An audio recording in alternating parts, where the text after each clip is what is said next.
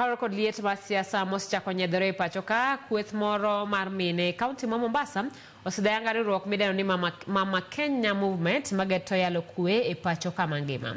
Kane giloso Mombasa, riwruogno motelne kod Mikaya Mina Ridhwani koni chochni mosechako nyedhore en ranyisi ni kwee kidek bedo maonge e kinde ni madhano osechako timo campaign.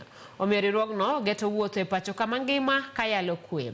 Giramo ni twak owinjo bedi e kind jotelo kaachiel kod kweth rawere midendo ni Gen Z mar gayo maseche mag monj kod nek masani dhi nyime pachoka to chutho e seche ma oganda owuok oko mar bago ng'anyo.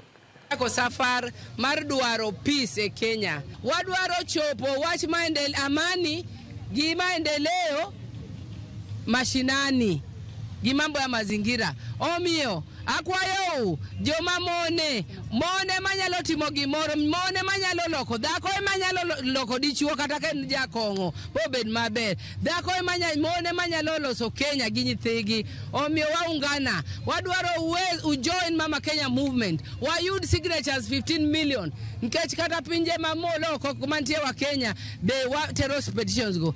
Gima timore piny ka sani ok ber. Nyithiwa inego. Onge amani, mine yuak, chuo yuak moloyo to joma mine.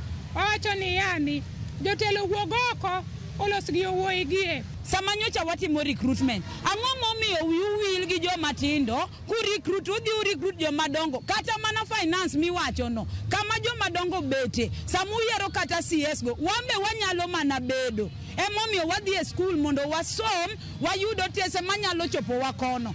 Edok achiel ma wawacho kaka joma tindo, wadwaro ni tije kamuyiero ng'ama duong' achiel, kete urube kijana achiel.